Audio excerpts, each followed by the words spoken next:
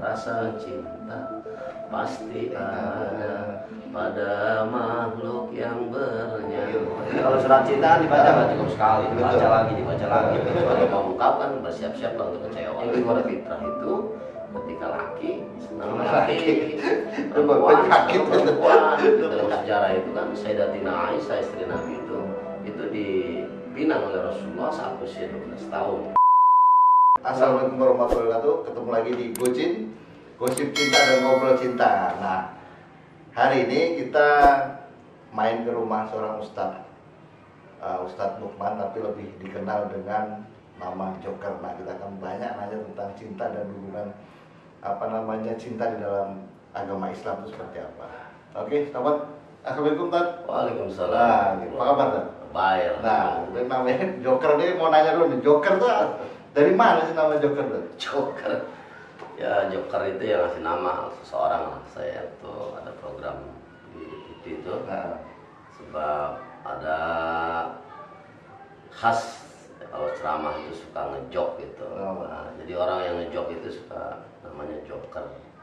Karena jamaah kalau dengar ceramah yang lurus-lurus saja, lempeng-lempeng aja itu banyak kan pada pulang duluan. Jadi harus dibikin ketawa ya.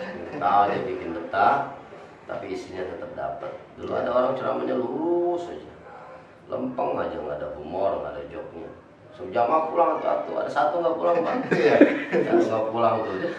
Ini yang ceramah bangga benar namanya, satu nggak pulang nih. Selesai ceramah dipuji tuh, kamu akhlaknya mulia banget. Orang lain dengar ceramah saya pada pulang, lu nggak pulang sampai kelar gua ceramah. Kata dia, saya nggak pulang ceramah itu dengan Ustadz bukan karena saya akhlaknya bagus, tapi sejadah saya diinjak Ustadz. itulah makanya julukan Joker. Joker juga ada singkatan jalan orang kepada ridho Allah. Mantap kan. Ini jadi kita tuh sekarang kan dunia itu kan semakin berkembang dengan teknologi, dengan gampangnya mengakses internet dan macam-macam berita, dan kadang miris sih kita dengar bahwa anak di bawah umur sudah banyak melakukan hal-hal yang sangat negatif dengan dasar cinta katanya. Itu kan repot. Kalau Ustaz sendiri kalau masalah cinta punya pengalaman apa itu, Tad? Pas zaman dulu pesantren tadi. Pesantren. Nah, pesantren itu kan ketat itu. Iya. Khusus laki-laki atau campur dulu? Bisa ya. Kalau untuk santri tinggalnya itu bisa.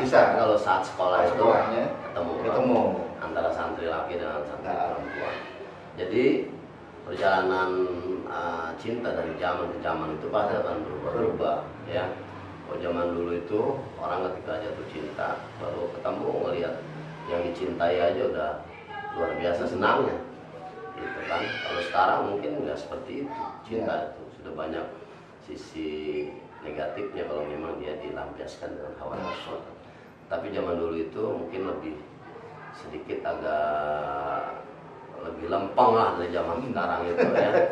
Jadi zaman dulu tuh kalau di pondok pesantren kalau kita jalan ketemu gitu dengan kepapasan dengan santri perempuan yang kita senengin, itu senangnya udah luar biasa ya.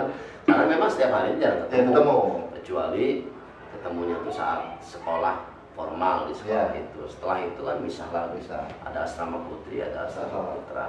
Barangkali kalau misalnya ada kesempatan satu acara momen bareng gitu, acara misalnya kayak muhadharah dan lain sebagainya, pas ada ketemu itu kesempatan luar biasa. Jadi senang bener, berbeda dengan zaman sekarang. Karena kan udah teknologi handphone. Kalau Ustadz dulu kirim surat atau apa? Itu surat tuh, surat ya. Kalau handphone kan belum ada. Iya, belum ada surat. Belum ada. Yang ada baru telepon rumah aja. Tapi dengan surat mungkin itu juga rasanya itu lebih dari handphone yang sekarang. Iya. Kalau nerima surat aja kan, kalau namanya surat cinta itu dibaca nggak cukup sekali. Iya. Nulisnya gimana Ustaz? Ada pakai ayat juga nggak ada pakai dalil ya? pakai ya majaz lah biasa namanya. Kalau surat cinta kan dibaca nggak cukup sekali, dibaca lagi. Kecuali kalau surat cintanya ditolak dibilang buang jauh-jauh. Ya. Tapi pernah ditolak atau enggak? Atau patah hati dulu? Kalau saya jarang mengungkapkannya, jarang mengungkapkannya berarti jarang ditolak. Disimpan dalam hati ya. Tapi kalau sering mengungkapkan berarti ya. Dan kita kalau mengungkapkan sesuatu atau rasa cinta, kita kan melihat dulu ada lampu hijau gitu kan. Kalau kelihatan lampu merah, jangan mengungkapkan. Kalau mau mengungkapkan, bersiap-siaplah untuk kecewa. Banyak memendam cinta ternyata Ustadz. Jadi begitu.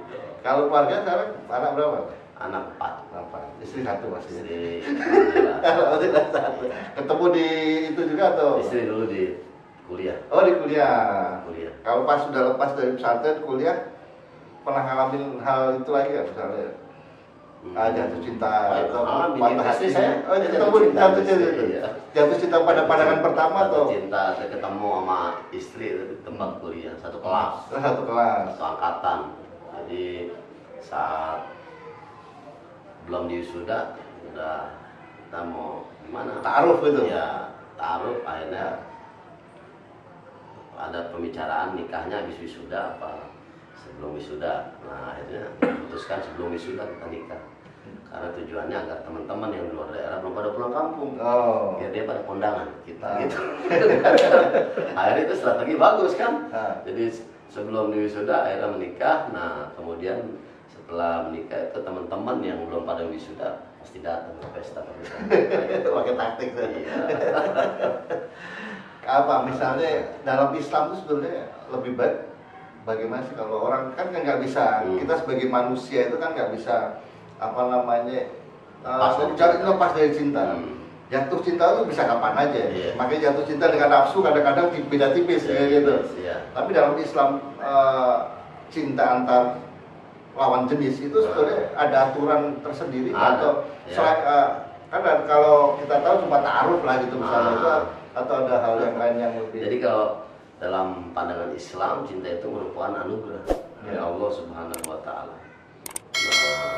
Kalau kita mau lihat-lihat syair lagu itu kan ada rasa cinta pasti ada pada makhluk yang bernyawa, itu pasti ada dari dulu sampai kini gitu kan.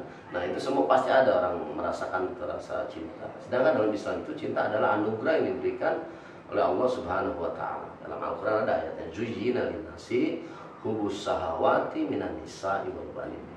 Dan dihiasi, dianugerahkan, dihiasi kepada manusia rasa senang, rasa cinta minan nisa kepada wanita, wanita kepada perempuan. Itu pasti ada. Itu merupakan anugerah dari Allah dan ini fitrah. Yang di luar fitrah itu ketika laki senang laki, perempuan itu penyakit. Fitrah itu nama penyakit. Tapi ketika laki senang sama nisa, sama perempuan itu fitrah dari Allah Subhanahu wa taala. Nah, oleh karena Islam menghargai cinta itu, nah biasanya kalau ada cinta itu ada keinginan untuk mendekat, untuk lebih dekat, bahkan untuk sampai sangat dekat dengan melakukan hubungan-hubungan badan. Maka Islam tidak menutup ini, diberikan satu celah, satu lubang untuk menyalurkan rasa cintanya, untuk terus saling mendekat dan sangat dekat dengan pintu yang namanya pernikahan. Oleh karena itu Islam itu sebelum dia melakukan satu pernikahan kan nggak boleh untuk saling mendekat itu, kecuali ta'aruf, ya wala taqrabuz zina innahu kana fahisatan wa sa'a sabila. Jangan kau dekati zina. Zina itu kan bisa zina tangan, zina mulut, zina mata gitu kan. Nah karena itu Islam memagari itu, tetapi tidak ditutup celah itu, maka dibukalah satu pintu yang namanya pernikahan. Karena itu cinta yang benar itu adalah cinta yang tidak melanggar norma-norma yang diberikan dari Allah Subhanahu wa taala. Nah, sebetulnya kalau dalam Islam itu sendiri ada batas umur ya. Karena gini, dunia ini kan semakin berkembang. Kayak hal-hal cinta itu kan nggak perlu dipelajarin, itu kan naluri itu keluar ya dalam hal berhubungan atau apa. Nah, ini kan kalau di negara ini kan ada batasan, misalnya dikit pelecehan seksual atau apa, di bawah umur hukumannya lebih ini. Itu sebetulnya ada nggak sih? Maksudnya gini, kadang-kadang kita jadi heboh kalau misalnya orang di bawah umur, dalam artian umur 15 menikah gitu. Jadi masalah, padahal tidak, memang apa namanya, ya memang dia cinta udah daripada berbuat dosa ya nikah, mau nikah ya. Itu benar, saya setuju. Dalam Islam itu memang Jadi katakan sudah dewasa, itu sudah boleh melakukan satu pernikahan ketika sudah balik. Balik itu kalau perempuan sudah datang bulan menstruasi head, ya. Kemudian kalau laki-laki sudah mimpi mengeluarkan air mani. Biasanya usia 16, 19, perempuan juga udah 15 tahun, 16 tahun. Nah, itu sudah melakukan pernikahan, sudah dalam Islam tidak dilarang. Maka tidak ada pernikahan dini misalnya gitu ya. Yang namanya dini itu ya sebelum akil balik itu nikah. Bahkan dalam sejarah itu kan Sayyidatina Aisyah istri Nabi itu dipinang oleh Rasulullah saat usia 12 tahun.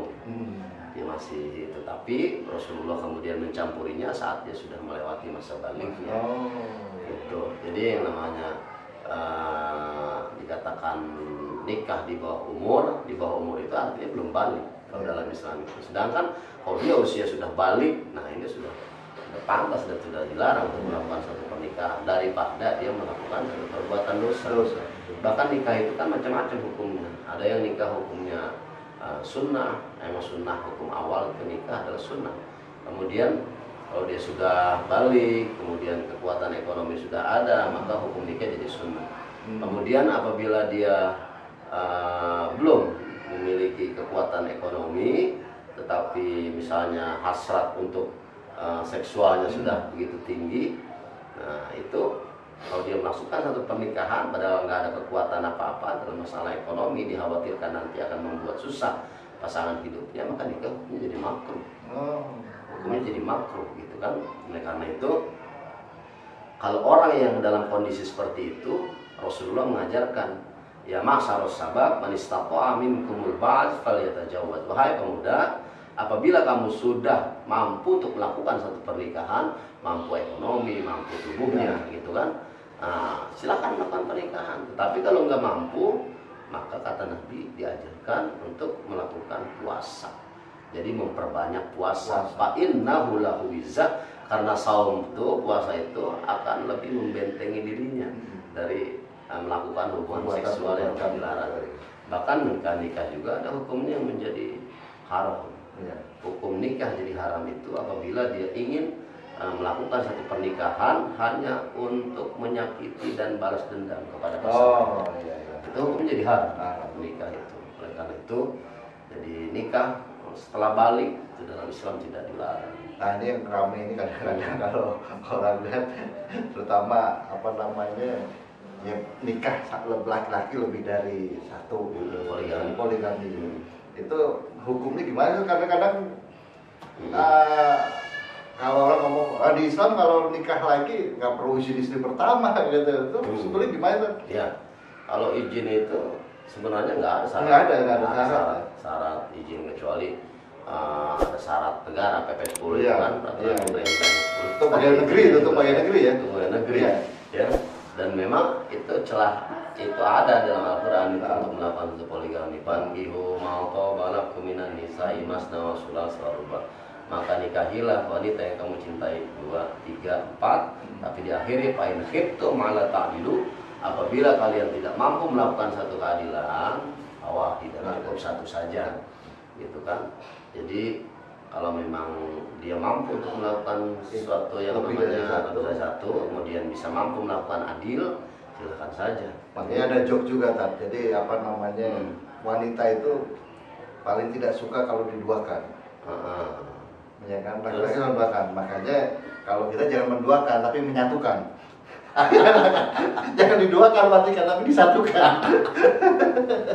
Nah, apa yang menarik lagi sebenarnya dalam Islam itu ada nggak sih misalnya orang yang sampai berumur masih bujang itu sebenarnya itu gimana? Sedangkan apa namanya, ada kalimat bahwa nggak sempurna tanpa pernikahan. Ya.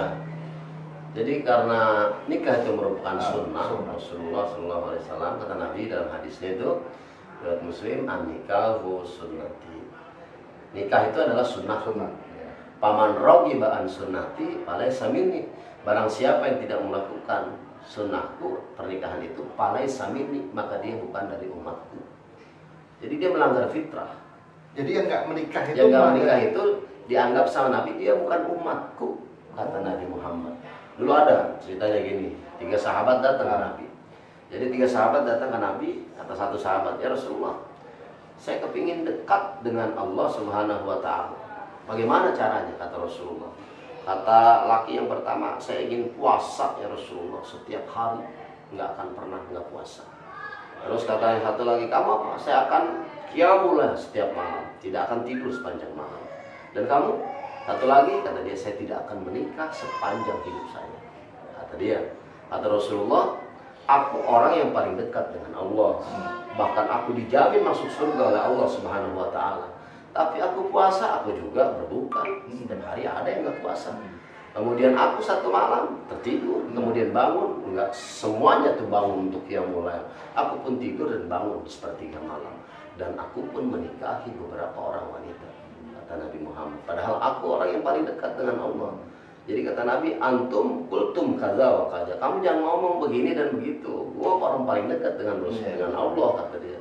Tapi aku puasa, aku buka, aku tidur, aku qiyamul lail, dan aku menikahi beberapa wanita. Karena itu orang yang nggak nikah sepanjang hidupnya itu melanggar fitrah dari Allah Subhanahu wa Ta'ala dan dianggap tidak menjadi umat Rasulullah. Makanya cepet-cepet nikah. Ya. Ini yang pegang kamera belum nikah, belum pada udah mampu nih. Sebenarnya omongan ini khusus buat para jomblo. Ini salah satu habis patah hati gitu.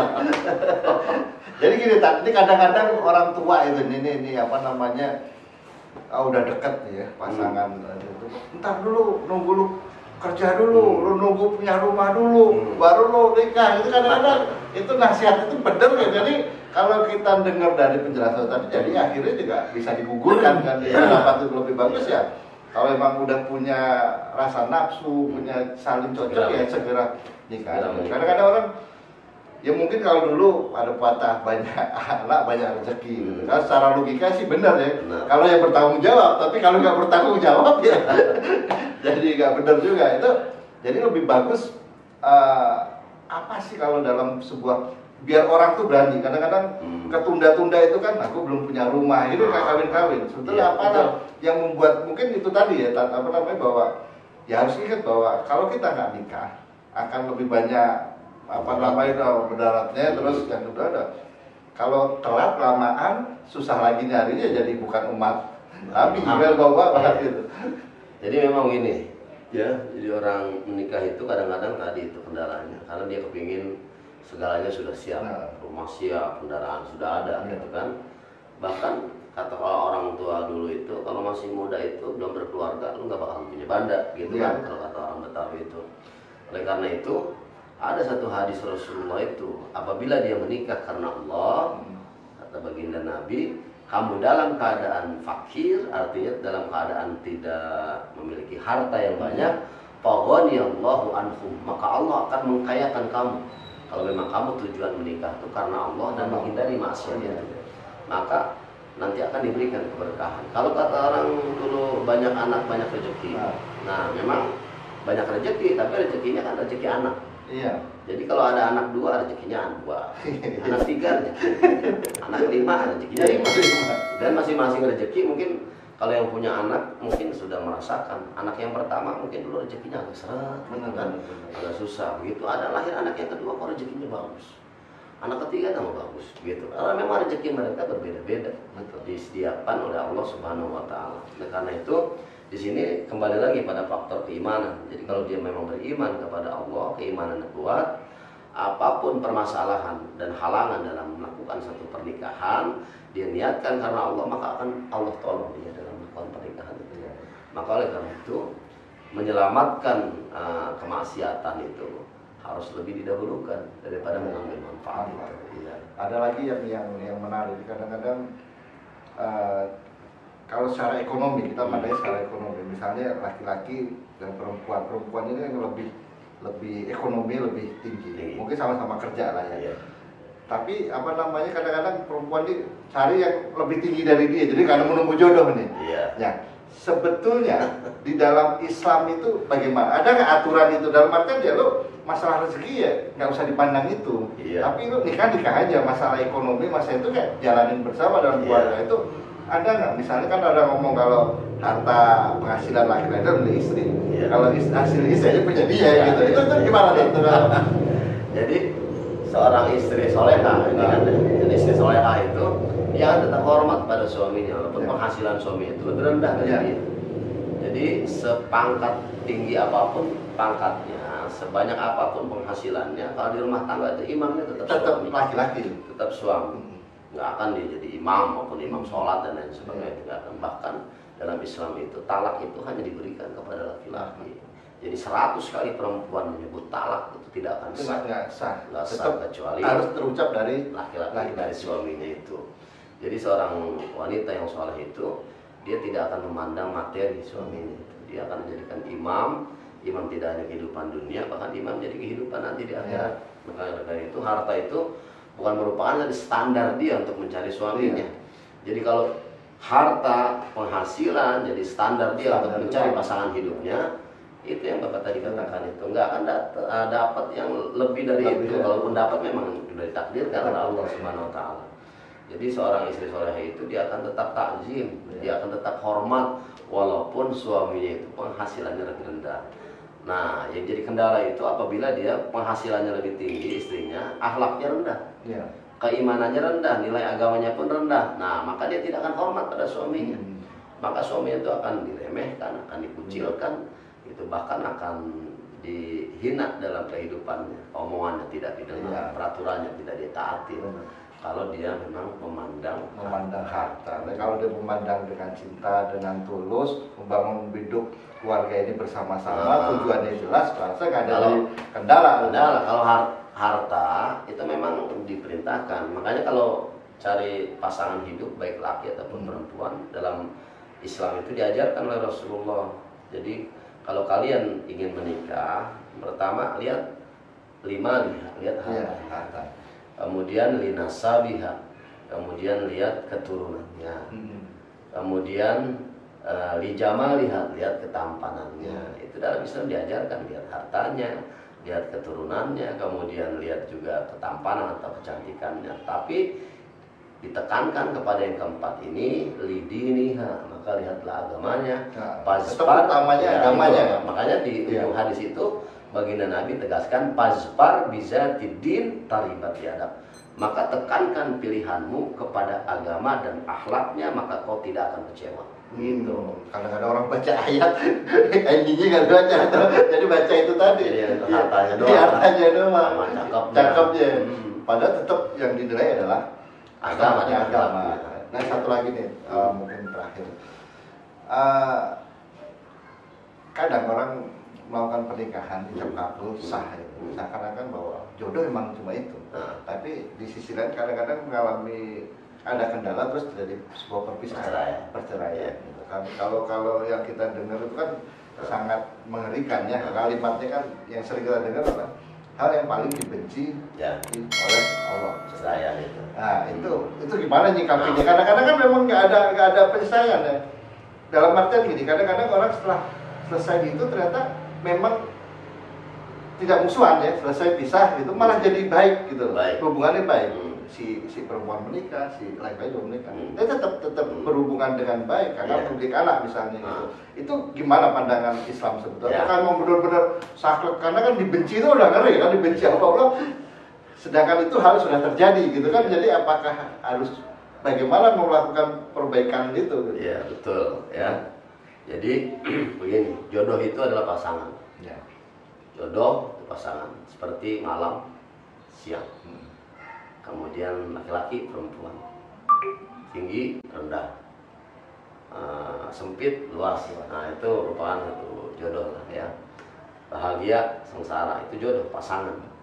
Oleh karena itu, jodoh itu sebenarnya Allah Subhanahu Wa Taala itu telah mempersiapkan jodoh kita masing-masing. Nah, ketika kita melangsungkan satu pernikahan, itu merupakan salah satu tanda bahwa kita dijodohkan oleh Allah Subhanahu Wa Taala. Nah, kalau dia melakukan satu perceraian, kalau kata orang dulu itu bilangnya jodohnya pendek. Jadi jodohnya nggak panjang, gitu kan? Jodohnya pendek, cukup sampai di situ.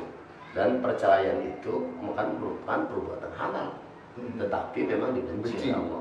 Dalam hadis Nabi, abghadul halal indallah at-talaq. Jadi perbuatan halal yang dibenci oleh Allah adalah perceraian itu. Tetapi kalau dia tidak melakukan satu perceraian atau perpisahan, mungkin kebencian Allah kepada rumah tangga itu akan lebih. Misalnya setiap hari berantem terus, saling menghina, saling menyakiti setiap hari. Dia belum bercerai. Nah itu setiap hari dia melakukan satu perbuatan yang dilarang. Malah saling memaki, saling menghina, saling menyakitkan. Nah itu malah semakin hari semakin dibenci oleh Allah Subhanahu Wa Taala. Kebencian Allah makin dengan melakukan perbuatan yang dilarang oleh Allah. Oleh karena itu Allah halalkan itu walaupun dibenci. Bahkan dalam hadis lain itu, ketika orang melakukan suatu perceraian, bergetar tuh aras Allah bahwa di alam dunia ada yang melakukan satu perceraian dalam kehidupannya, sampai malaikat semua pada tahu. Ini dikarenakan memang Allah Subhanahu Wa Taala ini sangat sifat Rahman, sifat Rahim.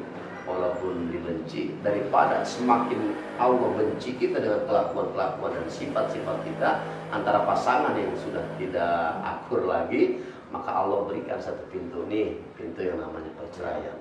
Nah, jodohnya cukup sampai di sini. Oleh karena itu, jodoh itu yang paling hakiki itu adalah ketika kita dibersamakan oleh Allah di dunia, bahkan sampai di akhirat.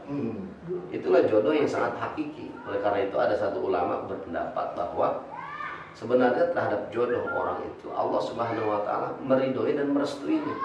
Jadi ketika kita melangsungkan pernikahan, saya terima nikahnya, Allah ridho, gitu kan? Kepadanya itu Allah ridho. Nah itu keridhoan itulah yang kemudian jadi jodohnya.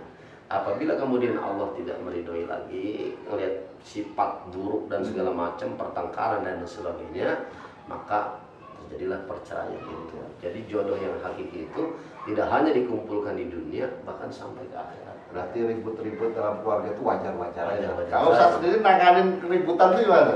Diam. Akhirnya itu aja diam. Diam aja. Jadi kalau emang sifat perempuan kan memang banyak. Iya. Bahkan dalam psikologi itu 10 laki-laki bicara, perempuan udah 100. Gitu kan, lebih banyak kosakata dia yang punya daripada perempuan. Udah biarin aja. Terus damai ini gimana nih kalau misalnya udah nih ribut terus penyelesaiannya? Nah, nanti dia kan kalau udah ada ini reda baru nanti lobet sendiri. Lobet. Begitu lobet datang. Angkut ngomong. Kalau misalnya lagi emosi ngomong, kita ngomong nggak akan didengar. Iya benar. Terus aja ngomong. Berarti makanya biarkan dulu aja ngomong. Terus ngomong. Ketika lobet datang. Itu. Berarti laki-laki itu harus sabar, bro. Gak boleh kita tuh berusaha. Jadi kalau cewek marah, ngoceh, udah dengerin aja dia. Ini udah sampai lobet. Laki maco itu kan emang kan ngomongnya rada jarang. Ya kan? Laki-laki maco. Berarti maco. Siapa perempuan 20 kata kita cukup. Misalnya Pak, WA gitu kan. Kita cukup bilang iya. Dia ngamuk lagi, gua udah panjang cuma iya doang. Siap gitu, ganti siap gitu. Memori katanya kan lebih banyak perempuan, gitu kan. Dalam Islam itu kalau ada keributan, emosi kan diajarkan memang seperti itu. Kalau misalnya marah-marah, suruh wudhu, gitu kan. Duduk, hasil baring, terakhir tinggalin. Itu boleh ditinggalin. Daripada ribut. Iya tinggalin, tapi baik lagi, bukan tinggal terus kabur. Nanti ada satu titik bahwa dia udah diam, lemah, baru kita ngomong. Yang baik itu. Dulu ada Saudara Arifin itu, karena saya dekat dengan beliau itu, ada satu nasihat beliau sama seperti yang saya sampaikan saat ini. Jadi yang namanya perempuan itu pasti kadang cemburu, kadang apalagi kan public figure, mana-mana orang minta foto dan lain sebagainya. Kalau memang lagi marah, biarkan dia marah. Nanti saat dia udah selesai, baru kita deketin dengan kemestaan. Jadi gini, Tat, ada nggak satu pesan untuk kaum milenial ini bagaimana harusnya mengendalikan rasa cinta, terus menjalani cinta itu yang lebih baik? Ya, jadi ini pesannya untuk closing lah, kalau dibilang pesan terakhir. Ya, pesan untuk closing ini, ya saya berpesan, cintailah segala sesuatu itu karena Allah Subhanahu Wa Taala. Cinta kepada apapun karena Allah. Karena Kalau kita cinta karena Allah Subhanahu wa taala, maka kita pun akan melakukan dan menyalurkan kecintaan kita sesuai dengan yang Allah ridhoi. Jadi sesuai dengan Allah bolehkan kepada kita. Dan kalaupun nanti kita kehilangan yang dicintai, baik barang, orang, manusia, karena kita cinta karena Allah, kita menyadari segala sesuatu milik Allah pasti akan kembali kepada Allah Subhanahu wa taala. Karena itu ketika kehilangan orang yang kita cintai karena Allah, itu akan lebih ringan dalam menghadapi kehilangan sesuatu yang karena cinta kita karena Allah Subhanahu wa taala. Segala sesuatu boleh hilang karena Allah, tapi jangan Allah hilang karena sesuatu dalam kehidupan dunia. Oke, mantap. Cinta karena Allah. Masih Ustaz, panjang lebar ininya banyak ilmu yang kita dapat. Akhirnya kita jalanin cinta, kita tahu cinta itu apa. Terus harus menjaga cinta itu bagaimana. Terima kasih Ustaz ya. Oke, para pecinta dan para pujangga, itu tadi kita ngobrol dengan Ustaz Joker. Banyak sekali yang kita dapat ilmu dari bagaimana kita harus menjaga cinta dan bagaimana kita harus melakukan menjaga cinta itu. Jadi para pemirsa Gocin, Gosip Cinta dan Ngobrol Cinta, jangan lupa subscribe. Kita ketemu lagi, kita akan main ke, ya nantilah kita akan ketemu dengan siapa.